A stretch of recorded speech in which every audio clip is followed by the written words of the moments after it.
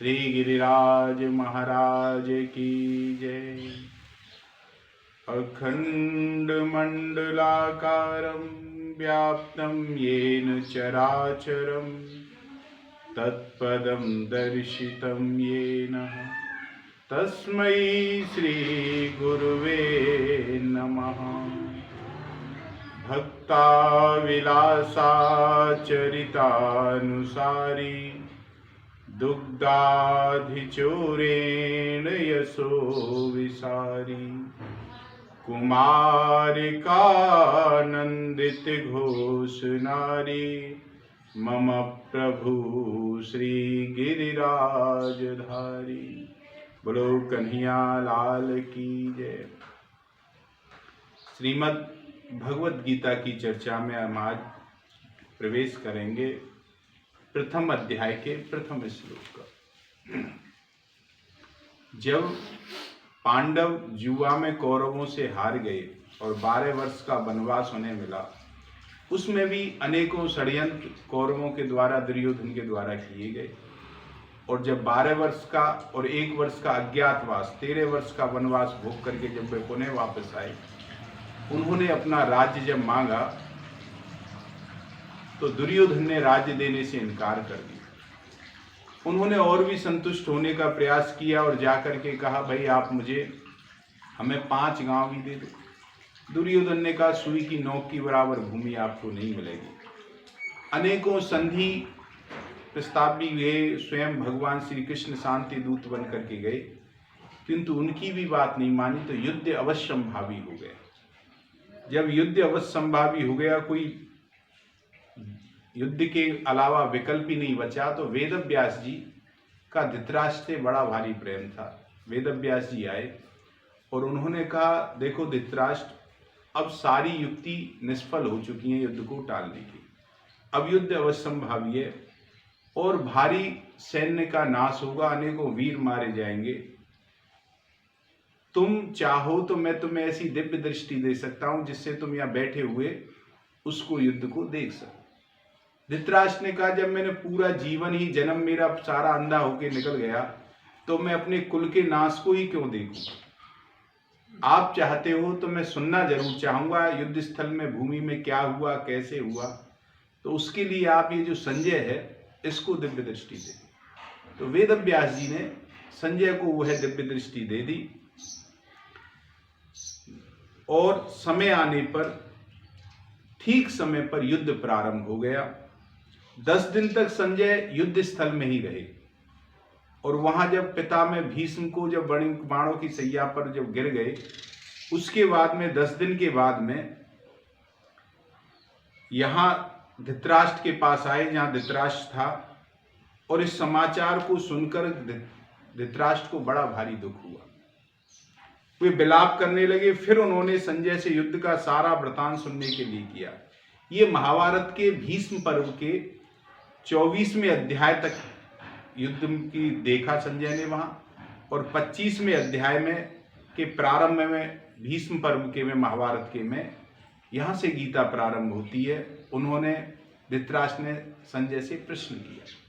तो जो प्रश्न किया, हम पहले प्रश्न श्लोक पर चलते हैं। धर्म क्षेत्रे कुरुक्षेत्रे समवेतायुत्सवा मामका पांडवाश्चैव किम कुर्वत संजया। अरे संजय, हे संजय, धर्मक्षेत्र मतलब धर्मक्षेत्र, कुरुक्षेत्र, समवेता का मतलब जो इकट्ठे हुए हैं, युत्सवा युद्ध की इच्छा को लेकर के जो इकट्ठे हुए हैं, माम का मतलब मेरे, चा और पांडवा पांडु के पुत्रों में ए भी, किम अकुर्वत किया क्या है, उन्होंने क्या किया युद्ध क्षेत्र में, वह तुम मुझे बताइए। सीधा सा स्थिति रही। महाभारत में कुल 18 पर्व हैं। उन पर्वों के अंतर्गत कई अवान्तर पर्व भी हैं। इनमें भीष्म पर्व के अंतर्गत यह श्रीमद् भगवत गीता का प्रादुर्भाव हुआ है। संजय का जो जन्म है ये गवलगण नामक सूत से हुआ है। ये मुनियों के समान ज्ञानी और धर्मात्मा थे। संजयो मुनि कल्पस्तु यज्ञे सुतो गवलगणात्, ये धृतराष्ट्र के मंत्रियों में से एक थे। अब हम थोड़ी सी व्याख्या में चलें तो धर्म क्षेत्रे कुरुक्षेत्रे, कुरुक्षेत्र जो है यहाँ देवताओं ने यज्ञ किया है और राजा कुरु ने भी यहाँ बड़ी तपस्या की है। तो यह तप की भूमि होने के कारण धर्म भूमि कुरुक्षेत्र कहा गया है। यहाँ धर्म क्षेत्र और कुरुक्षेत्र दोनों में क्षेत्र शब्द समान है और धृतराष्ट्र का अभिप्राय है कि यह अपनी कुरु वंश की भूमि है। भाई कुरु राजा रहे उसकी भूमि है, तो वंश की हमारी पैतृक भूमि है। यह केवल लड़ाई की भूमि नहीं है, प्रत्युत तीर्थ भूमि है। यहाँ पर जो प्राणी जीते जी पवित्र कर्म करे उसका तो कल्याण होता ही है, और जो युद्ध में अपनी देह छोड़ देगा उसका भी कल्याण होगा। लौकिक और पारलौकिक दोनों तरह से लाभ हो जाएगा उस जीव का। तो ये युद्ध के लिए भूमि चुनी गई है। संसार में जितने भी युद्ध होते हैं प्राय 3 चीजों के लिए होते हैं, भूमि, धन और स्त्री के लिए। तो ये जो कुरुक्षेत्र है यह जमीन के लिए लड़ाई हुई है। यहाँ पर कुरुवंश में धृतराष्ट्र और पांडव पुत्र सब एक हो जाते हैं, क्योंकि कुरु के वंश में आ रहे तो दोनों एक ही में समाहित हो गए। तो कुरुवंश होने के कारण दोनों क्षेत्र के अर्थात राजा कुरु की जमीन पर दोनों का समान अधिकार है और उसी जमीन के लिए यहाँ युद्ध हुआ है। यद्यपि अपनी भूमि होने के कारण दोनों के लिए कुरुक्षेत्र पद युक्ति संगत है, न्याय संगत है, तथापि हमारी जो सनातन वैदिक संस्कृति ऐसी विलक्षण है कि कोई भी कार्य करना होता है तो वह धर्म सामने रख करके होता है, धर्म को आगे रख करके ही कार्य किया जाता है। युद्ध जैसा कार्य भी धर्म भूमि तीर्थ भूमि में ही करते हैं, जिससे युद्ध में मरने वालों का उद्धार हो जाए, कल्याण हो जाए। अतः यहाँ कुरुक्षेत्र के साथ धर्म क्षेत्र पद आया है। यहाँ आरंभ में धर्म जो शब्द प्रयोग किया गया है,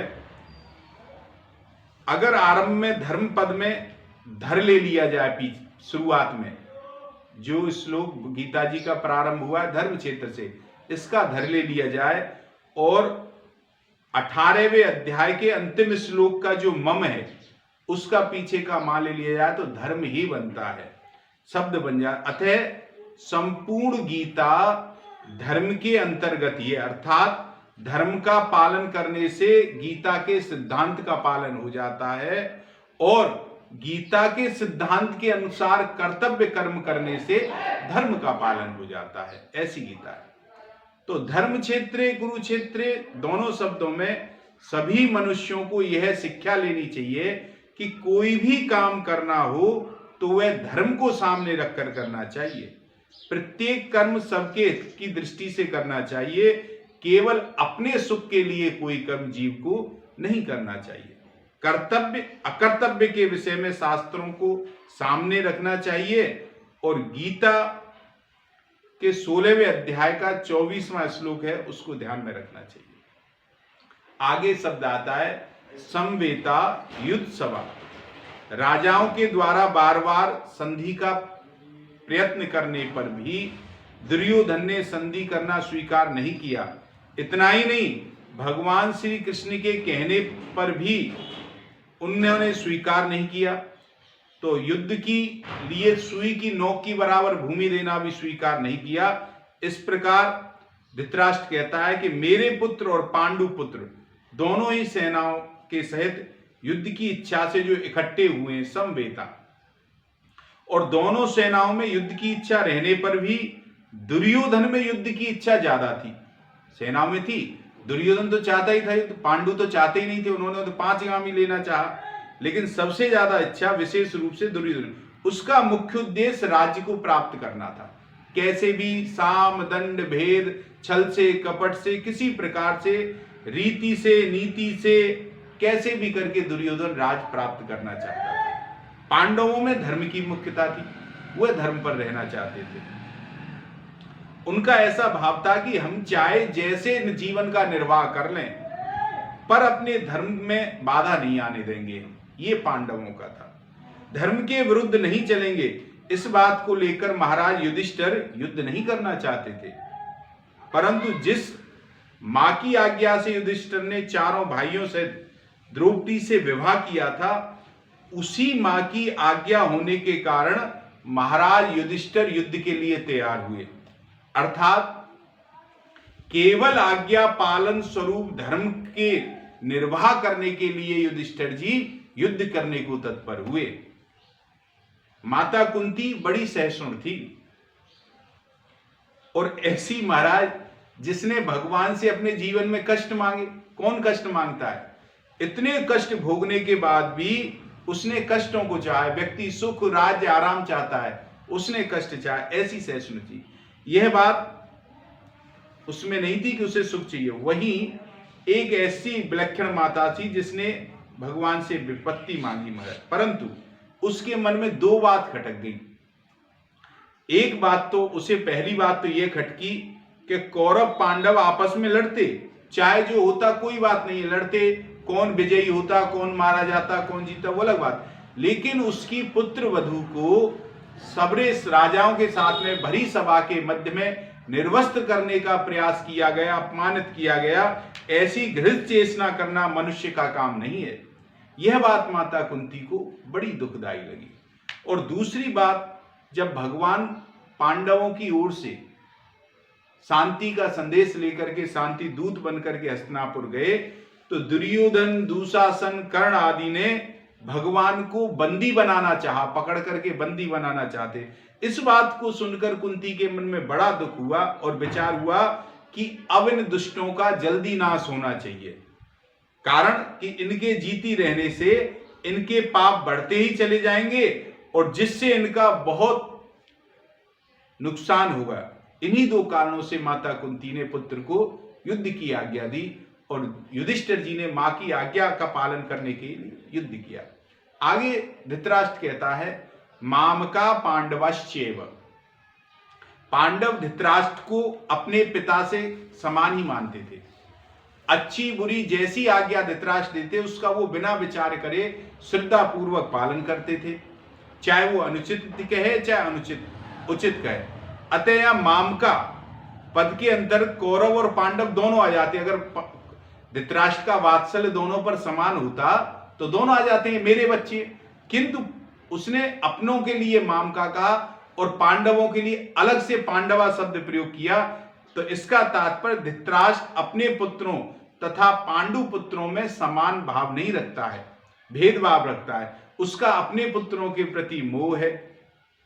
वे दुर्योधन आदि को तो अपना मानते हैं, पर पांडवों को अपना मन से हृदय से धृतराष्ट्र नहीं मानते थे। इस कारण उन्होंने अपने पुत्रों को मामका और पांडु पुत्रों को पांडवा शब्द कहकर के पुकारा। क्योंकि जो भाव भीतर होता है व्यक्ति के, वो निकल आता है, चाहे कितना भी छुपाने का प्रयास करे।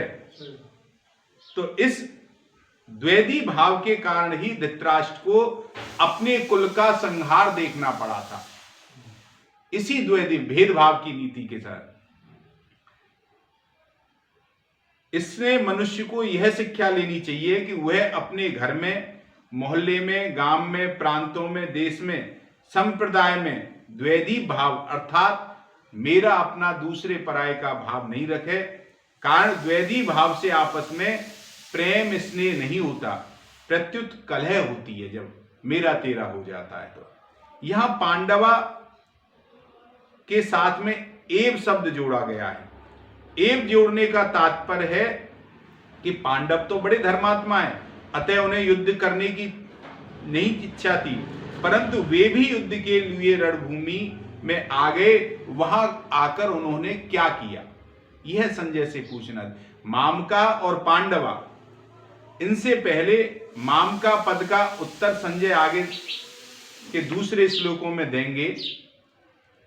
आपके पुत्र दुर्योधन ने पांडवों की सेना को देख करके गुरु द्रोणाचार्य के पास गए और उन्होंने पांडवों के प्रति द्वेष भरना चाहा, द्रोणाचार्य के हृदय में उनको उकसाना चाहा। ये आगे करेंगे, आगे के आगे आई। और दुर्योधन को प्रसन्न करने के लिए भीष्म जी ने जोर से शंख बजाया महाराज। उसको सुनकर कौरवों की सेना शंख आदि बजाने लगी। फिर 14वें श्लोक में 19वें श्लोक तक पांडवा पद का उत्तर देंगे कि पांडवों के रथ में बड़े बड़े पांडवकीय भगवान श्री कृष्ण ने शंख बजाया, फिर अर्जुन ने बजाया, भीम ने, युधिष्ठिर ने, नकुल ने, सहदेव ने। जब इन्होंने शंख बजाया तो कौरव सेना कांप गई और कौरवों के शंख बजाने से पांडव सेना पर कोई असर नहीं हुआ। ये सब आगे चले। अब आगे कहते हैं किम कुर्वत किमहा। शब्द के 3 अर्थ हुए इसके। किम के आते हैं पहला विकल्प, दूसरा निंदा और तीसरा होता है प्रश्न पूछना। 3 शब्द आते हैं इसके। तो युद्ध हुआ कि नहीं, ये तो विकल्प आया। तो इस तरह का विकल्प तो यहां बनता ही नहीं है, क्योंकि 10 दिन तक युद्ध देख करके संजय गया है, तो युद्ध हुआ कि नहीं, युद्ध तो चल ही रहा है महाराज। तो हस्तिनापुर में जाकर के धृतराष्ट्र को जब घटना सुना रहा है, तो मेरे और पांडव के पुत्रों ने यह क्या किया जो कि युद्ध कर बैठे, उनको युद्ध नहीं करना चाहिए था, ऐसी निंदा का के पी जा नहीं बनता है। क्योंकि युद्ध तो चल ही रहा है और धृतराष्ट्र के भीतर भी आक्षेप पूछने का भाव नहीं है कि निंदा कर सकें। तो यहां किम शब्द का अर्थ केवल प्रश्न ही बनता है कि प्रश्न किया धृतराष्ट्र ने महाराज। और यह धृतराष्ट्र संजय से भिन्न भिन्न प्रकार की छोटी बड़ी सब घटनाओं के को अनुक्रम से विस्तार पूर्वक ठीक ठीक जानने के लिए प्रश्न करते हैं। मेरे पुत्र मामका और पांडु के पुत्र पांडवा, इस मतभेद से ही राग उदेश पैदा हुआ, जिससे लड़ाई हुई, हलचल हुई। धृतराष्ट्र के भीतर पैदा हुआ राग देश का फल यह हुआ कि 100 के 100 उसके पुत्र मारे गए और पांडव में से एक भी नहीं मरा महाराज। जैसे दही बिलोते हैं तो दही में जो हलचल होती है उससे मक्खन निकलता है, ऐसे ही मामका और पांडवा के भेद से हलचल हुई। तो यहां उसका ये हुआ। और अर्जुन के मन में कल्याण की अभिलाषा से जागृत हुई हलचल, उससे यह हुआ कि भगवत गीता रूपी मक्खन निकल के आया। ये हम सब आप सब प्रसाद रूप में इस मक्खन को ग्रहण करें। आज के श्लोक की एक व्याख्या की, कल से फिर आगे करेंगे, क्रम से ये चलेगी। आज की वार्ता को यहीं विराम करते हैं। जय श्री कृष्णा, जय किरिराज जी। 2 मिनट नाम संकीर्तन। कृष्ण गोविंद गोविंद गोपाल नंदलाल, राधे गोविंद गोविंद, हे गोपाल नंदलाल। कृष्ण गोविंद गोविंद गोपाल नंदलाल, राधे गोविंद गोविंद, हे गोपाल नंदलाल। हे गोपाल नंदलाल, हे गोपाल नंदलाल, हे गोपाल नंदलाल, हे गोपाल नंदलाल। कृष्ण गोविंद गोविंद गोपाल नंदलाल, राधे गोविंद गोविंद, हे गोपाल नंदलाल। बोलो कन्हैया लाल की।